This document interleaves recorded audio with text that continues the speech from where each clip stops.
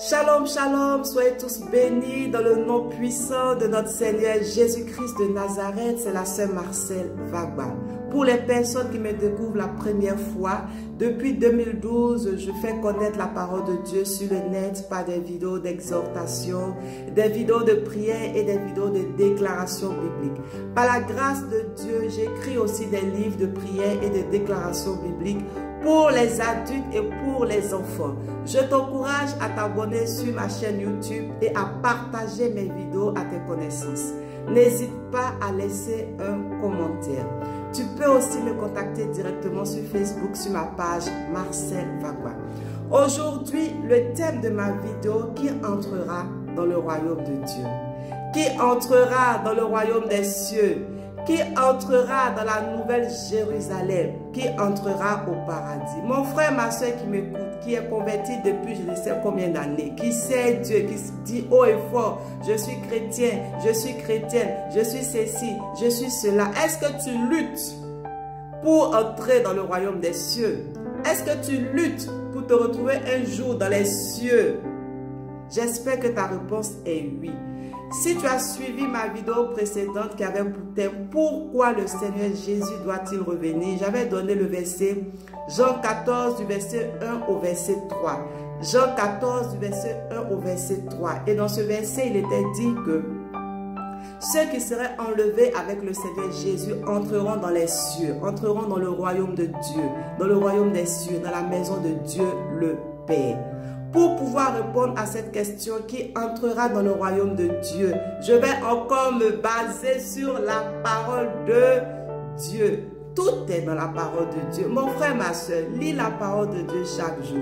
Médite la parole de Dieu chaque jour. Dans ma vidéo précédente, j'avais dit que lorsque le Seigneur Jésus a commencé à prêcher, sa première prêche, sa première prédication, si je peux dire le premier thème de sa prédication, portait sur le royaume des cieux. Oui, dans Matthieu 4 au verset 17, il est dit: dès ce moment, Jésus commença à prêcher et a dit: répentez-vous, car le royaume des cieux est proche. Lorsque nous continuons dans Matthieu 4 au verset 23, il est écrit: Jésus parcourait les villes pour prêcher la bonne nouvelle du royaume. Et ensuite, lorsque le Seigneur Jésus a choisi ses 12 disciples et il les a envoyés, il a dit dans Matthieu 10 au verset 7, allez, prêchez et dites: le royaume des cieux est proche. Le Seigneur Jésus venu sur la terre avait un objectif: gagner des âmes pour le royaume des cieux. Gagner des âmes pour le royaume des cieux. J'ai dit dans ma vidéo précédente, la vie ne s'arrête pas à la mort. La vie ne s'arrête pas au cimetière, parce que l'âme et l'esprit ne meurent point. Donc mon frère, ma soeur, commence à te soucier de ton après ta mort physique. Commence à te soucier de ton éternité. Demande-toi: où serai-je? Où vais-je partir? Où serai-je? Quelle sera ma fin? Quel sera le jugement de Dieu pour moi? Oui, tu dois te poser cette question à partir d'aujourd'hui, parce qu'en fonction de la réponse que tu vas te donner, tu vas ranger ta vie. Tu vas préparer ta rencontre avec Dieu. Qui entrera dans le royaume de Dieu? Est-ce tous les évangéliques? Est-ce les catholiques? Est-ce les pasteurs? Est-ce ceci? Est-ce cela? La réponse dans la parole de Dieu. Je vais commencer par donner la liste des personnes qui n'entreront point dans le royaume de Dieu. Je te prie de prendre 1 Corinthiens 6 du verset 9 au verset 10. 1 Corinthiens 6 du verset 9 au verset 10. Il est écrit: ne savez-vous pas que les injustes n'hériteront point le royaume de Dieu? Ne vous y trompez pas. Je commence à donner la liste des personnes qui n'entreront point, qui n'entreront pas dans le royaume des cieux. Mon frère, ma soeur, si le Seigneur Jésus devait revenir cette nuit, devait revenir aujourd'hui, est-ce que tu serais enlevé? Est-ce que tu entrerais dans le royaume des cieux? Ne vous y trompez pas. Ni les débauchés, ni les idolâtres, ni les adultères, ni les efféminés, ni les homosexuels, ni les voleurs, ni les cupides, ni les ivrognes, ni les outrageux, ni les ravisseurs n'hériteront le royaume de Dieu. As-tu bien entendu? As-tu noté le verset biblique 1 Corinthiens 6, du verset 9 au verset 10? Mon frère, ma soeur, est-ce que tu te retrouves dans cette liste de personnes? Je continue, je prends Galates 5, du verset 19 au verset 21. Il est écrit: or, les œuvres de la chair sont manifestes. Ce sont les pudicités, les puretés, la dissolution, l'idolâtrie, la magie, les inimités, les querelles, les jalousies, les animosités, les disputes, les divisions, les sectes, l'envie, l'ivrognerie, les excès de table et les choses semblables. Je vous dis d'avance, comme je l'ai déjà dit, que ceux qui commettent de telles choses n'hériteront point le royaume de Dieu. Mon frère, ma soeur, est-ce que tu as bien entendu? Je continue, je donne le verset, Éphésiens 5 au verset 5. Éphésiens 5 au verset 5 dit: car sachez-le bien, aucun impudique, ou impur, ou cupide, c'est-à-dire idolâtre, n'a d'héritage dans le royaume de Christ et de Dieu. Mon frère, ma soeur, vis-tu dans l'impudicité? Si le Seigneur Jésus revient aujourd'hui, même si tu es membre d'une église, tu es actif dans ton église, tu sais Dieu et puis tu es dans l'impudicité, tu vas rester sur la terre. Tu ne vas pas entrer dans le royaume des cieux. Oui, Dieu ne badine pas avec sa parole, l'obéissance à sa parole. Oui. Je continue, je donne Apocalypse 21 au verset 8. Apocalypse 21 au verset 8. Je lis la parole de Dieu. Mais pour les lâches, les incrédules, les abominables, les meurtriers, les impudiques, les enchanteurs, les idolâtres et tous les menteurs, leur part sera dans l'étang ardent de feu et de soufre, ce qui est la seconde mort. Je continue. Apocalypse 22 au verset 15. Apocalypse 22 au verset 15.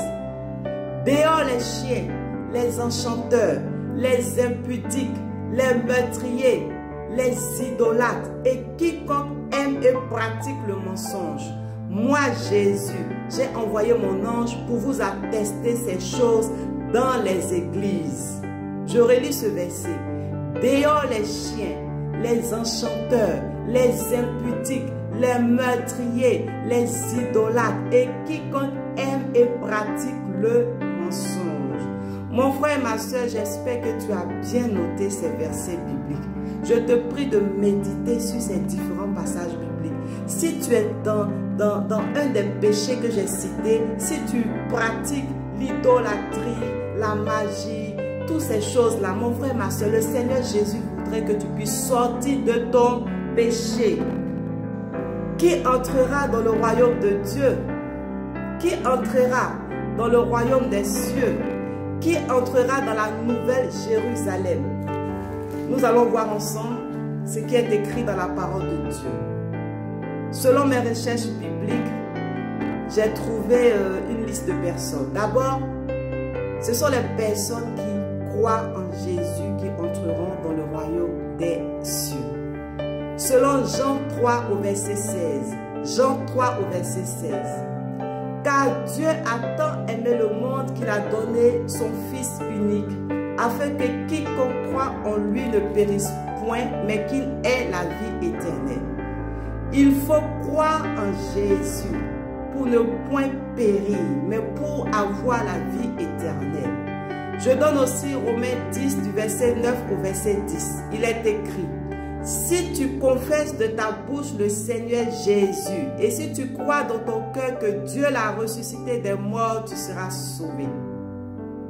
Car c'est en croyant du cœur qu'on parvient à la justice et c'est en confessant de la bouche qu'on parvient au salut selon ce que dit l'Écriture. Mon frère, ma soeur, crois-tu au Seigneur Jésus? Deuxième point.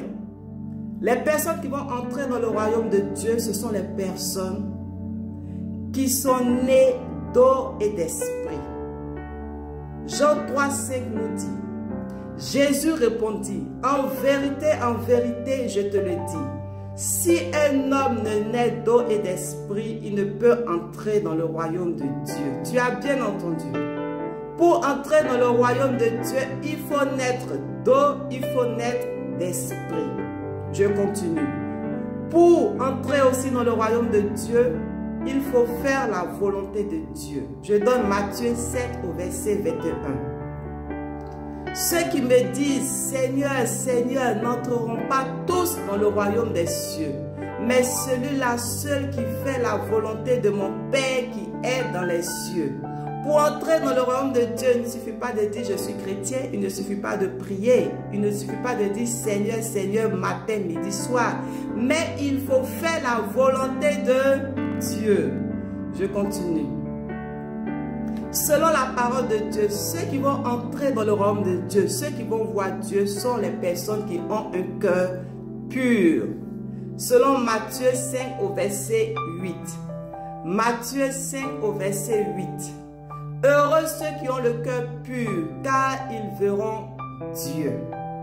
Je continue. Selon la parole de Dieu, les bons et fidèles serviteurs du Seigneur Jésus entreront aussi dans le royaume de Dieu. Que nous dit Matthieu 25 au verset 21, toujours sur la parabole des talents. Son maître lui dit, c'est bien, bon et fidèle serviteur, tu as été fidèle en peu de choses, je te confierai beaucoup. Entre dans la joie de ton maître. Mon frère, ma soeur qui m'écoute, si tu sais le Seigneur, je t'encourage à continuer à persévérer. Je prie que tu continues de servir Dieu selon l'Esprit de Dieu et non selon la chair. Je continue ma liste de personnes qui entreront dans le royaume de Dieu. Selon la parole de Dieu, ceux qui aiment le Seigneur Dieu de tout leur cœur, de toute leur âme, de toute leur force et de toutes les pensées, entreront dans le royaume de Dieu. Selon Luc 10, du verset 25 au verset 27. Luc 10, du verset 25 au verset 27. Je lis la parole de Dieu. Un docteur de la loi se leva et dit à Jésus pour l'éprouver, « Maître, que dois-je faire pour hériter la vie éternelle ?»